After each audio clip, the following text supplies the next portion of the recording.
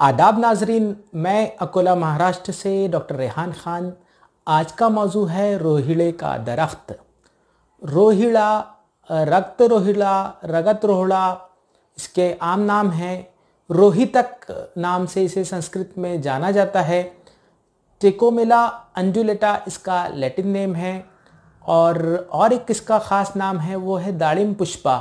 दाड़िम यानी अनार और पुष्प यानी फूल।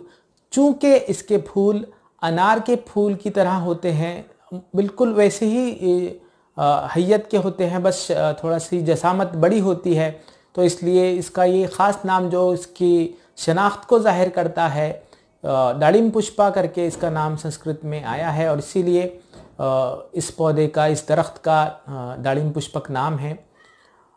आमतौर पे रगत रोहिड़े के नाम से हमारे यहाँ जाना जाता है।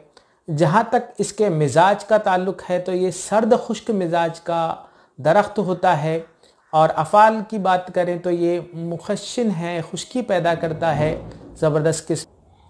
उज़ू ख़ास की यानी कि जिस मखसूस उज़ू पर ये काम करता है, तो अगर उसकी बात की जाए तो जिगर और तिहाल पर ये ख़ास तौर पर काम करता है। और इसकी सबसे अहम जो अफादियत है वो है ये मुफ़त्तित सुदूद है। यही वजह है कि CAD कोरोनरी आर्टरी डिजीज़ में इसका बहुत ज़्यादा इस्तेमाल किया जाता है, सुनने में आता है। तो इस तरह इसकी बारे में मालूमात थी। और एक बात मैं यहाँ थोड़ा सा क्लियर करता चलूँ कि कुछ यूनानी किताबों में इसके फलों के ताल्लुक़ से लिखा गया है कि वो गोल होते हैं और उनकी साख्त अजीब किस्म की बयान की गई है। हालांकि प्रैक्टिकली जब मैं इसका शनाख्त आपको बताऊंगा तो इसको फल नहीं, फलियाँ लगती है। और उसमें जो बीज होते हैं वो एक किस्म के इतने हल्के होते हैं कि हवा से वो फैल सके, इसलिए पंखदार इसके बीज होते हैं। तो ये एक तस्हीह करने की ज़रूरत थी यूनानी मेडिसिन की जितनी किताबें हैं उसके अंदर। अब इसके नुस्खा जात नोट कीजिए। सबसे पहला नुस्खा जो कि है स्प्लिनोमेगेली या हिपेटोमेगेली के लिए, दो ही इसके कंटेंट हैं। एक है रोहिड़े के दरख्त की छाल का सफूफ, इसमें हम वज़न मकदार में मिलाना है सरपुंखा या शरपुंखा या टेफ्रोजिया परफ्यूरिया जिसका लैटिन नेम है, वो उसके पंचांग का सफूफ लेना है, हम वज़न मकदार में है। और इस तरह एक मुरक्कब तैयार करना है। और फिर उस मुरक्कब का जो बतरीका मारूफ है, जो मुरब्बित तरीका है, उस तरीके से जोशांदा देना है, काढ़ा देना है मरीज़ को। तो ये इसका नुस्खा था।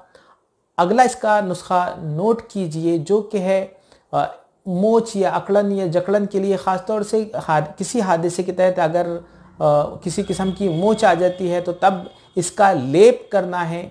दो ही इसके कंटेंट हैं। एक है रोहिड़े के दरख्त की छाल और इसमें हम वज़न मकदार में मिलाना है आम्बी हल्दी, आम्र हरिद्रा या कुरकुमा एमेडा जिसका लैटिन नेम है, वो चीज़ इसके अंदर मिलाना है। और फिर इसको मिलाकर मुरक्कब तैयार करके फिर इसको जोश दे के पका कर लेप की तरह फिर ये जो मुकाम माऊफ है वहाँ पर लगाना है। ये मुफज्जिर औराम की तरह काम करता है।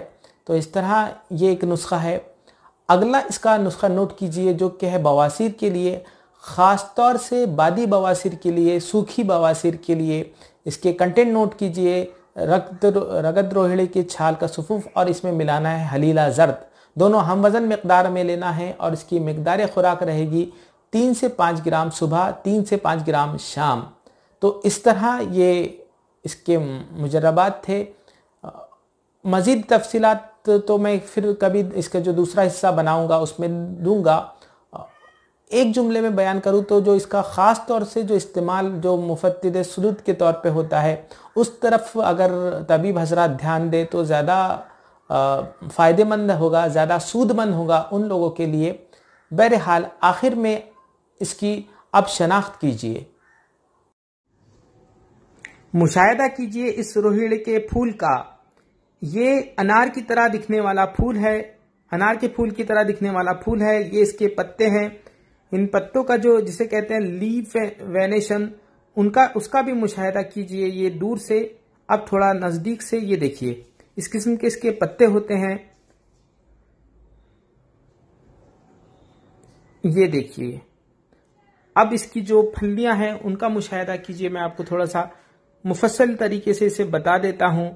ताकि इसकी शनाख्त में किसी किस्म की कोई गलती ना हो। ये देखिए इसकी फलियां दूर से, अब थोड़ा हम करीब से इन फलियों का मुशाहिदा करेंगे।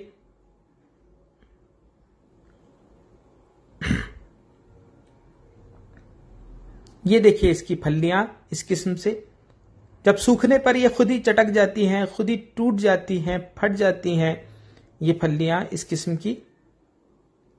ये देखिए, मैं चाहता हूं तमाम जावियों से आप इस दरख्त की शनाख्त कर ले। ये इसकी फलियां हैं, अंदर के ये इसके बीज हैं। ये देखिए बिल्कुल हवा से उड़ जाने वाले हल्के इसके बीज। ये इस तरह फलियों का इसका मुआयना था, फलियों का मुआयना हमने कर लिया। मैं इसको आपको इसकी अगली हालत भी दिखा देता हूं कि किस तरह खिजा के मौसम में ये दरख्त होता है। ये इसकी फलियां, ये देखिए खिजा के मौसम में, जब यानी पतझड़ के मौसम में जबकि पत्ते झड़ गए हों और दूर से इस किस्म से ये दरख्त नजर आता है। तकरीबन 5-7 फुट का ये दरख्त होता है लंबा ऊंचाई में। तो इस किस्म की इसके फूल हैं। ये देखिए, एक बार फिर से मुशाहिदा कीजिए इसके फूलों का। इसीलिए चूंकि ये इसकी खास, हर दरख्त की खास किस्म की शनाख्त होती है जिससे हम इसकी शनाख्त करते हैं। तो इस दरख्त की शनाख्त इसके फूलों से ही की जाती है। ये देखिए इसके फूल बिल्कुल अनार के फूलों की तरह हैं और ये इसकी कलियां हैं। ये देखिए कलियां और इसके फूल अनार के फूल की तरह इसके फूल होते हैं। और ये इसकी फली है, इस तरह से तकरीबन एस शेप्ड मुड़ी हुई ये फलियां होती है और हल्की होती हैं।